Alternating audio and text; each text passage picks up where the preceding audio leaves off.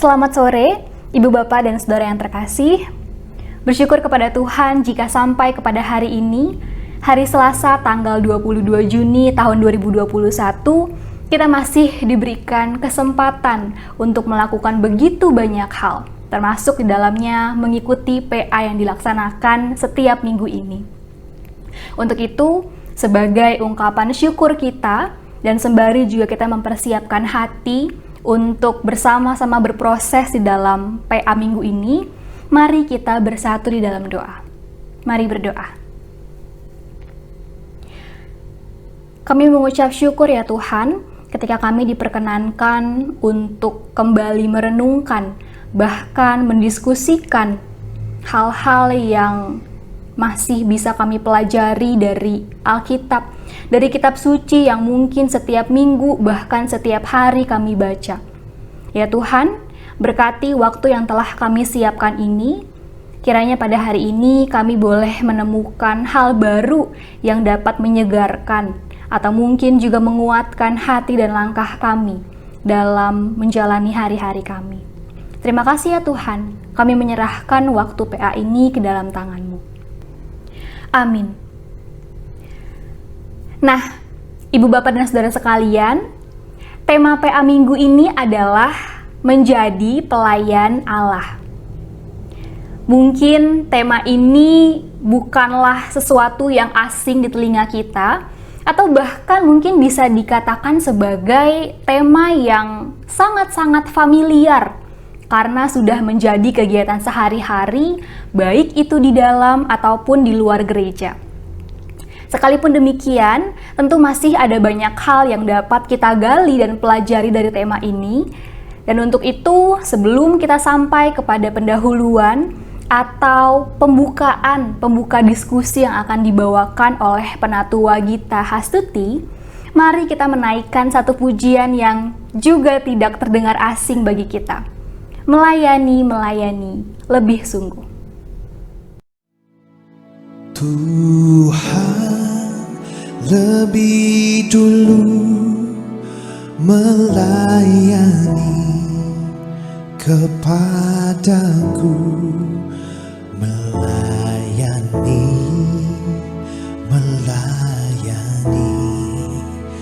lebih sungguh.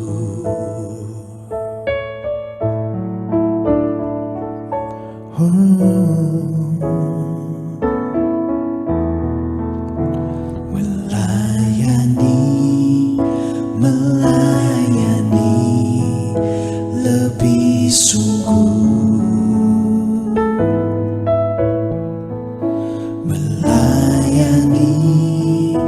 melayani lebih sungguh. Tuhan lebih dulu melayani kepadaku, melayani lebih sungguh.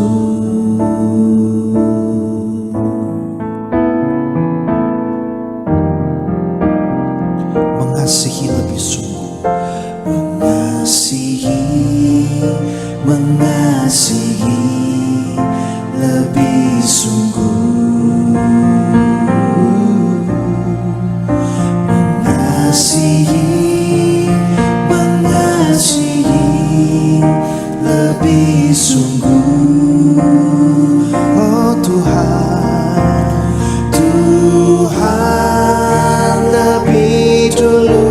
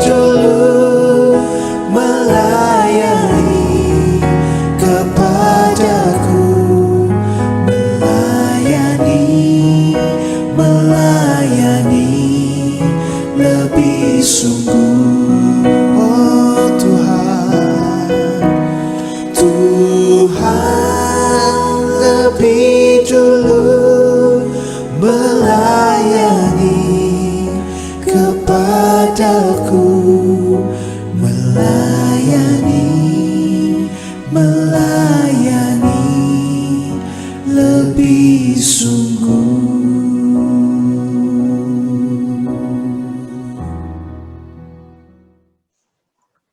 Halo, selamat sore Bapak Ibu Saudara sekalian yang dikasihi Tuhan. Salam sehat dan sejahtera bagi kita sekalian. Selamat berjumpa kembali dalam PA Mingguan GKI Salatiga bersama saya Penatua Gita Hastuti. Tema yang akan kita dalami bersama hari ini adalah menjadi pelayan Allah.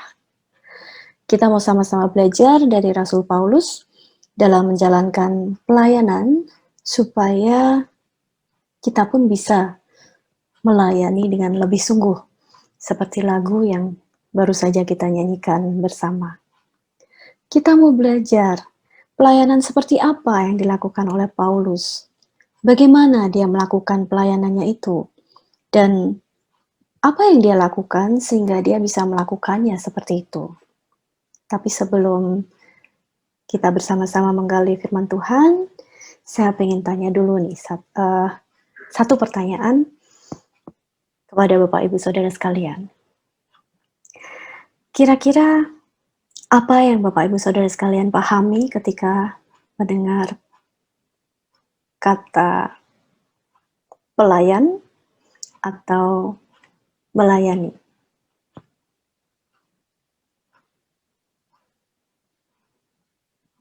Mungkin sebagian dari kita langsung teringat pada Mbak atau Bibi yang membantu mengerjakan pekerjaan rumah tangga di rumah. Mungkin sebagian yang lain teringat akan pelayan toko, pelayan restoran, atau pelayan kafe. Ya. Ada keserupaan makna dari dua konteks tadi, yaitu seorang pelayan itu akan melakukan pekerjaan untuk orang lain, ya, dan tujuannya untuk menyukakan hati orang lain tersebut. Ketika seorang pelayan di rumah bekerja, dia bekerja untuk melakukan hal-hal yang diminta oleh majikannya untuk dilakukan, dan tujuannya adalah untuk menyukakan hati majikannya itu. Ya, kalau dia nggak mengerjakan apa yang diminta oleh majikannya, biasanya majikannya akan menegurnya gitu ya, marah atau ya istilahnya menegur, kok tidak melakukan apa yang diminta gitu. Jadi memang seorang pelayan biasanya melakukan sesuatu untuk orang lain, supaya orang lain itu senang gitu ya. Seorang pelayan toko, pelayan restoran, atau pelayan kafe, ini biasanya bekerja untuk dua pihak. Satu pihak dia bekerja untuk menyukakan majikannya yang membayarnya. Di pihak lain dia juga bekerja untuk menyukakan hati pelanggan, ya, karena itu pekerjaannya sebagai pelayan toko, restoran, atau kafe. Nah, kita juga mengenal ada istilah pelanggan adalah raja, ya. Ketika seorang pelayan toko, restoran, atau kafe percaya bahwa seorang pelanggan itu adalah raja, maka dia pun akan mengerjakan segala sesuatunya dengan baik, dengan sangat baik, supaya si pelanggan ini puas gitu ya, hatinya senang, karena dia mendapatkan apa yang dia mau. Nah, lalu apa kira-kira tantangan dari seorang pelayan? Kalau kita lihat konteks tadi, kemungkinan tantangan pelayan adalah ketika mereka menjumpai majikan atau pelanggan yang galak, angkuh, bicaranya pakai kata-kata kasar, dan mungkin bahkan sampai memukul gitu ya, dan menganggap dia rendah atau bahkan sangat rendah. Nah, sebagai seorang pelayan yang baik, dia akan mencoba segala cara bagaimana dia bisa mengatasi tantangan itu, supaya dia tetap bisa melakukan pekerjaannya sebagai pelayan dengan baik.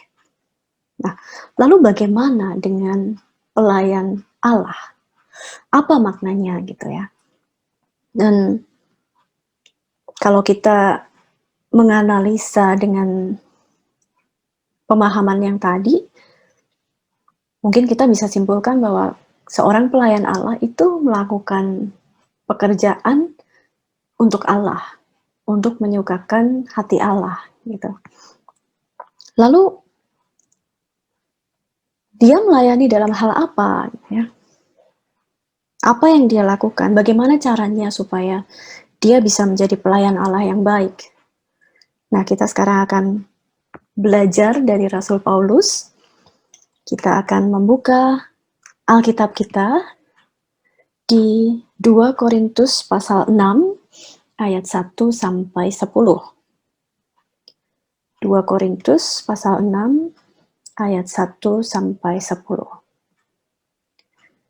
Saya akan memberikan beberapa saat kepada Bapak Ibu Saudara untuk membaca Alkitab dengan versi terjemahan baru di Alkitab Bapak Ibu Saudara masing-masing. Atau mungkin bisa menghentikan video ini sebentar gitu ya. Begitu selesai membaca Alkitab masing-masing, bisa dilanjutkan lagi videonya. Ya, saya minta izin untuk membacakan perikop ini. 2 Korintus 6 ayat 1 sampai 10 versi terjemahan sederhana Indonesia edisi 2.4. Demikian.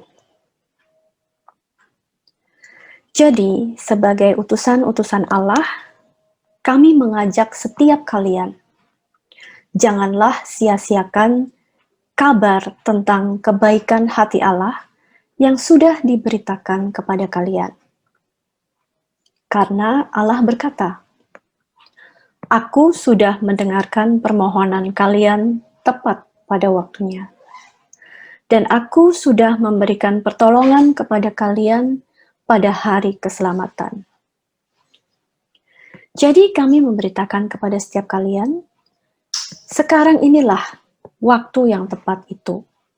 Dan hari inilah hari keselamatan yang tepat bagimu. Jadi kami utusan-utusan Tuhan berusaha supaya cara hidup kami tidak menjadi penghalang bagi orang lain untuk menerima berita keselamatan. Karena kami tidak mau pelayanan kami tercela. Karena itu, dalam segala keadaan, kami berusaha untuk menunjukkan kepada setiap orang bahwa kami hidup dengan cara yang sepantasnya sebagai pelayan Allah, yaitu kami bertahan dalam penganiayaan, kemiskinan, atau kesusahan. Kami sering dipukuli dan dipenjarakan. Orang-orang menjadi kacau dan menyerang kami. Kami terpaksa bekerja keras untuk mencari nafkah. Seringkali hidup kami terancam, sehingga kami tidak bisa tidur pada malam hari dan tidak mempunyai makanan.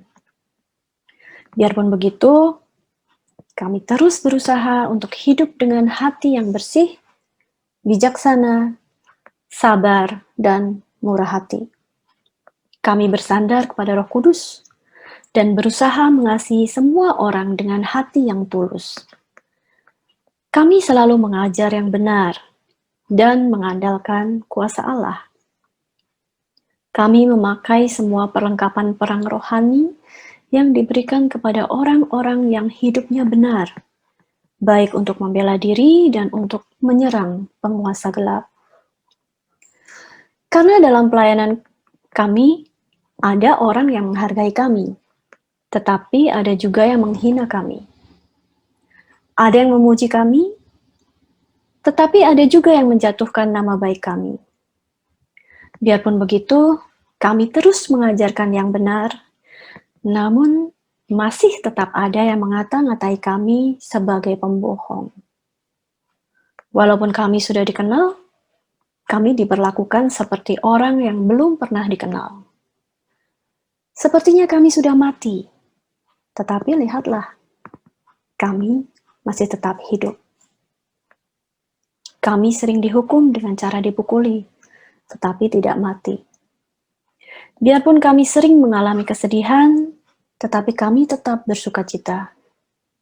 Kami sangat miskin, tetapi sebenarnya Pelayanan kami membuat banyak orang menjadi kaya secara rohani. Kami tidak mempunyai apa-apa, tetapi sebenarnya kami mempunyai segala sesuatu. Sampai sedemikian jauh pembacaan firman Tuhan. Yang berbahagia adalah yang mendengarkan firman Tuhan dan memeliharanya. Haleluya.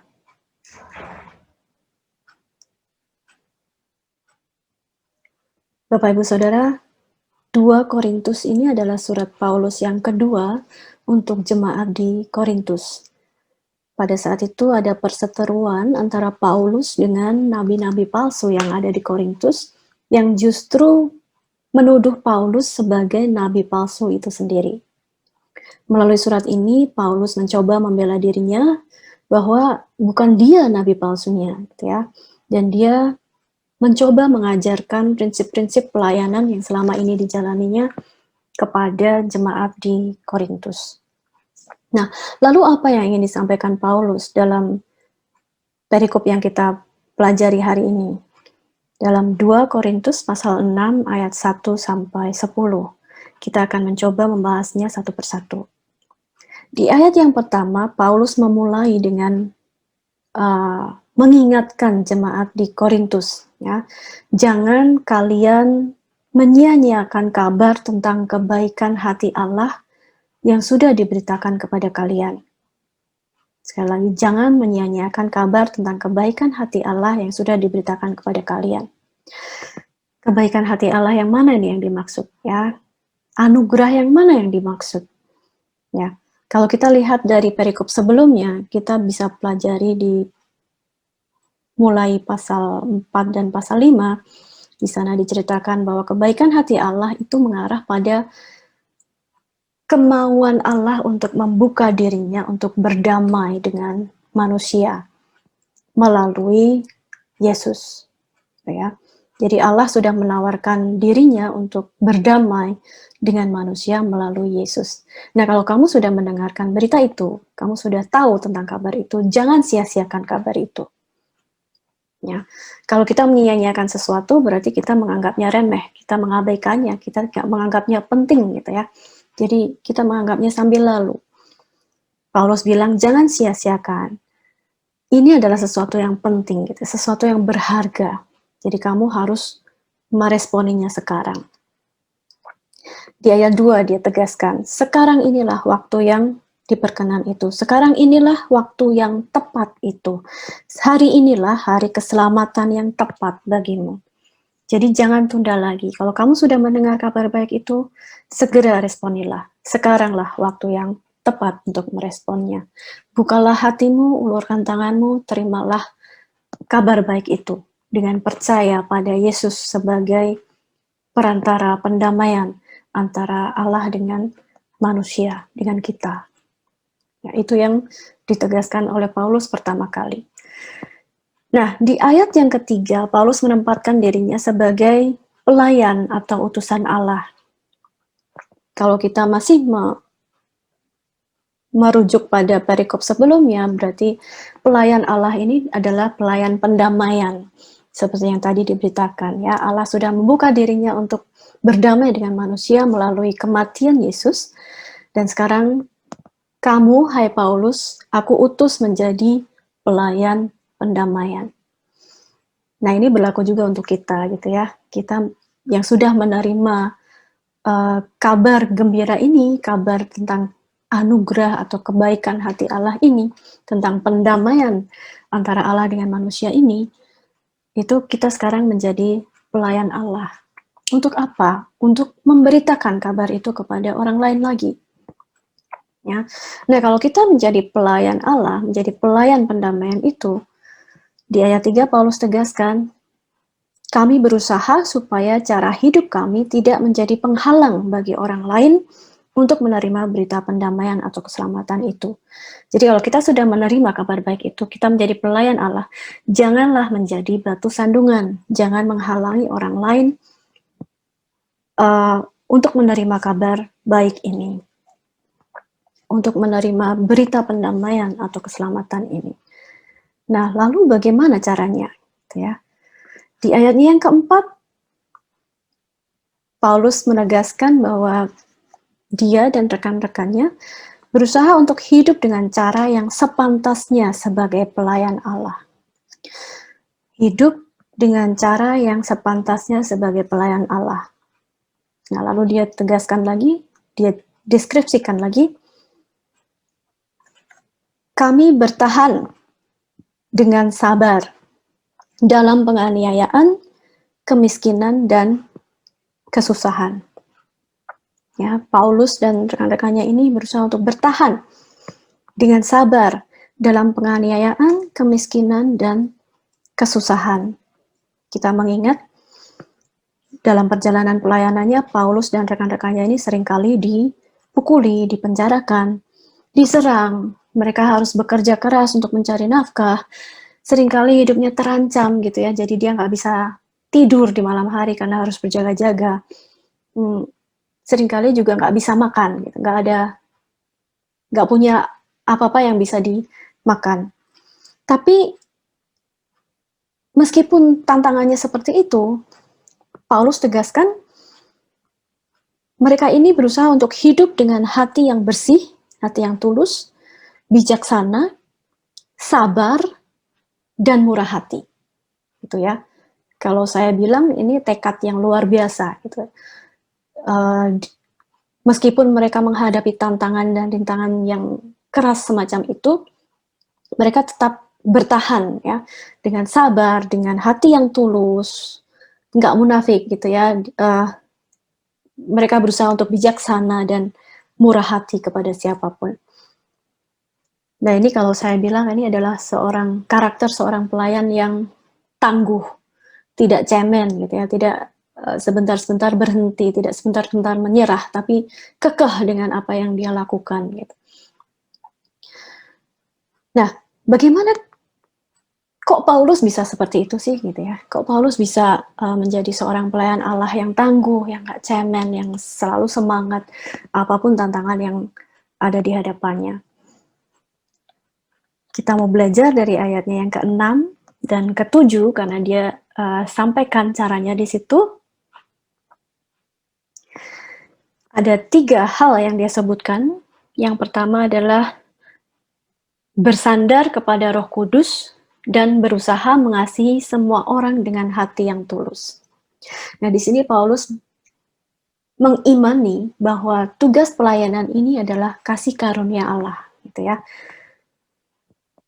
Allah sudah menunjukkan kasih-Nya, dia sudah membuka dirinya untuk berdamai dengan manusia melalui kematian Yesus, pengorbanan Yesus di kayu salib. Paulus sudah percaya itu, sudah meresponi hal itu.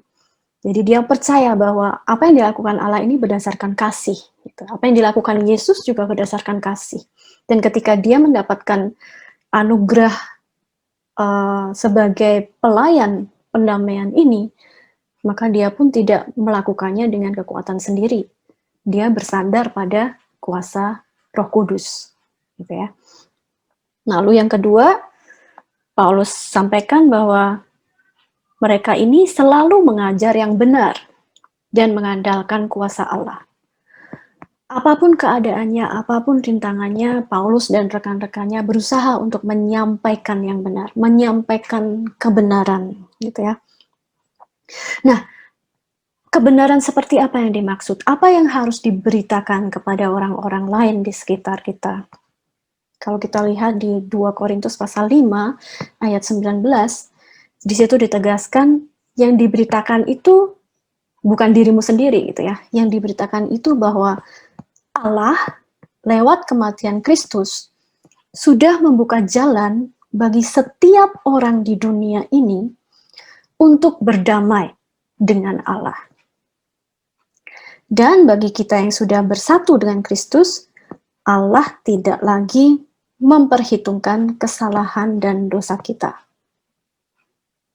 Jadi itulah berita pendamaian yang dipercayakan kepada kita, ya, yang sudah menerima berita itu sendiri, yang sudah mengimani dan percaya pada Yesus sebagai perantara pendamaian itu dan pada kasih anugerah Allah ini, berita pendamaian dan keselamatan ini. Jadi bagaimanapun keadaannya, Paulus dan rekan-rekannya ini berusaha untuk menyampaikan kebenaran itu. Nah, ini yang perlu kita teladani juga dari Paulus ya. Lalu yang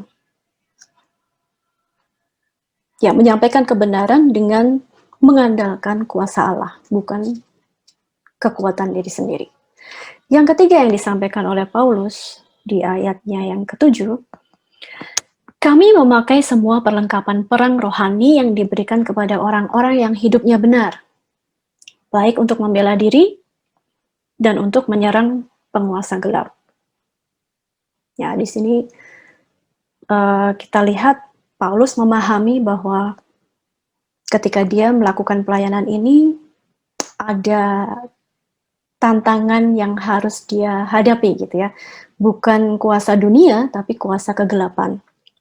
Dan untuk menghadapi itu, Paulus dan rekan-rekannya memakai semua perlengkapan perang rohani yang sudah disediakan oleh Tuhan ya, perlengkapan senjata Allah. Kalau kita lihat di Efesus 6 ayat 14 sampai 18a. Ya, di situ dideskripsikan perlengkapan senjata Allah itu apa saja gitu ya, untuk peperangan rohani. Saya tidak akan membacakan persis di situ, tapi hanya poin-poinnya saja ya. Di situ ada apa saja perlengkapan senjata Allah. Di situ ada ikat pinggang kebenaran. Nah, kita harus tahu kebenaran itu seperti apa. Kemudian baju sirah keadilan, kasut kerelaan untuk memberitakan Injil damai sejahtera. Jadi kita perlu melakukan pelayanan ini dengan sukarela. Kemudian ada perisai iman, ada ketopong keselamatan, dan pedang roh, ya, yaitu firman Allah dalam doa dan permohonan. Itu adalah perlengkapan senjata Allah untuk peperangan rohani. Dan Paulus bilang, dia bisa bertekun dalam pelayanannya, dia bisa menjadi seorang pelayan Allah yang teguh tadi ya, konsisten dengan apa yang dia lakukan.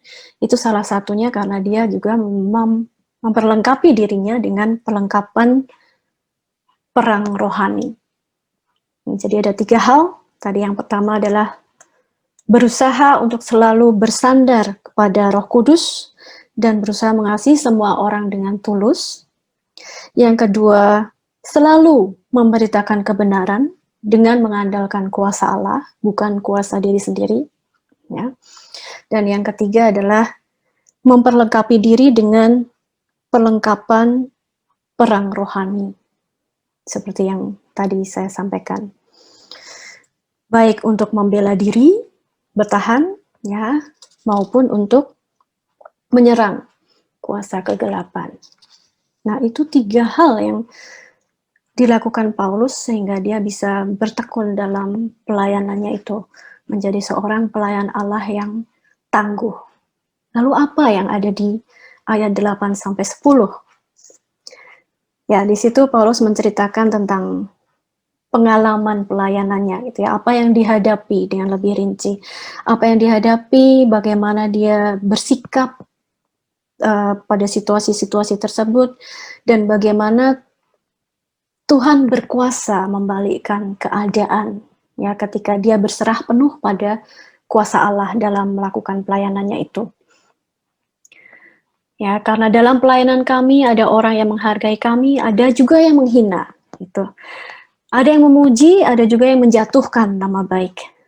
Ya, tapi dia tetap mengajarkan kebenaran. Meskipun begitu, tetap ada aja yang mengatakan dia bahwa dia bohong gitu ya. Nah, walaupun mereka ini sudah dikenal, tapi ada juga yang bilang, kamu itu nggak terkenal gitu ya. Kadang-kadang orang bilang, menganggap mereka ini sudah mati, tapi ternyata Tuhan membalikkan keadaan ya. Mereka tetap hidup. Mereka sering dihukum dengan cara dipukuli, tapi tidak mati. Ya, meskipun sering mengalami kesedihan, tapi mereka tetap bersuka cita. Mereka sangat miskin, tetapi mereka percaya bahwa sebenarnya pelayanan mereka ini membuat banyak orang menjadi kaya rohani. Nah, ini penghiburan juga bagi mereka. Mereka tidak punya apa-apa, sangat miskin, tetapi sebenarnya, ya, sangat miskin kalau dilihat dunia ya, tetapi sebenarnya mereka percaya mereka mempunyai segala sesuatu di dalam Tuhan. Nah, ini adalah pengalaman Paulus dalam pelayanannya. Kita bisa memetik pelajaran-pelajaran dari situ ya, prinsip-prinsip pelayanannya seperti apa, sehingga dia bisa menjadi seorang pelayan Allah yang tangguh dan bertekun dalam pelayanannya itu. Bagaimana dengan kita? Apakah kita sanggup melakukannya seperti itu? Nah, kita akan berdiskusi dan berefleksi tentang pelayanan kita masing-masing ya. Bisa di-sharingkan dengan anggota keluarga atau teman-teman dekat, atau kita refleksi sendiri kalau memang Bapak Ibu Saudara ber-PA sendiri. Ada 5 panduan pertanyaan yang bisa dipakai untuk berdiskusi atau melakukan refleksi. 5 pertanyaan itu saling berkaitan satu sama lain, jadi mestinya tidak susah untuk membahas pertanyaan-pertanyaan itu ya. Saya akan bacakan 5 pertanyaan tersebut. Yang pertama, apa arti pelayanan atau melayani bagi Anda, baik dalam konteks hidup berpelayanan di gereja maupun dalam hidup sehari-hari? Yang kedua, di bidang apa Anda berpelayanan saat ini? Lalu, mengapa memilih di bidang itu? Yang ketiga, apa tantangan-tantangan yang Anda temui selama berpelayanan? Yang keempat, apa yang Anda lakukan untuk mengatasi tantangan-tantangan tersebut? Apakah serupa dengan apa yang dilakukan Paulus dan rekan-rekannya tadi? Ya, silakan berefleksi. Kemudian yang kelima, bila Anda belum melayani di bidang apapun, apa yang Anda rencanakan untuk menjawab panggilan dan kesempatan pelayanan yang diberikan Allah kepada Anda? Baik, sebelum Bapak Ibu Saudara berdiskusi atau melakukan refleksi pribadi, kita akan sama-sama berdoa. Ya, mari kita berdoa. Bapa yang Maha Baik, kami mengucap syukur Tuhan untuk kesempatan kami bersama-sama ber-PA pada sore hari ini. Kami boleh belajar dari Paulus bagaimana menjadi pelayan Allah yang tangguh, yang bertekun dalam pelayanan apapun situasi dan kondisi yang dihadapi. Ajar kami untuk mau merendahkan hati kami, belajar dari Paulus dan rekan-rekannya ya Tuhan. Ajar kami untuk mau belajar menggunakan talenta kami, apapun yang sudah Tuhan berikan kepada kami untuk kemuliaan nama Tuhan, untuk menjadi saksi Tuhan, untuk menjadi pelayan pendamaian dimanapun kami berada, di bidang apapun Tuhan tempatkan kami. Biarlah dari pelayanan itu semakin banyak orang diberkati, semakin banyak orang mengenal Yesus sebagai perantara pendamaian antara Allah dengan manusia, dengan kami, dan semakin banyak yang menjadi anak-anak Allah. Ajar kami untuk melayani dengan lebih sungguh ya Bapa, karena kami percaya dan kami sudah mengalami bahwa Tuhan sendiri sudah melayani dan mengasihi kami dengan lebih dulu. Ini doa kami yang jauh dari sempurna ya Tuhan. Kami naikkan di dalam nama Tuhan kami, Yesus Kristus. Amin. Baiklah, selamat berdiskusi atau melakukan refleksi pribadi. Selamat melayani dengan lebih sungguh. Selamat berjuang untuk menjadi pelayan yang tangguh seperti Rasul Paulus. Sampai jumpa di lain kesempatan. Tuhan memberkati.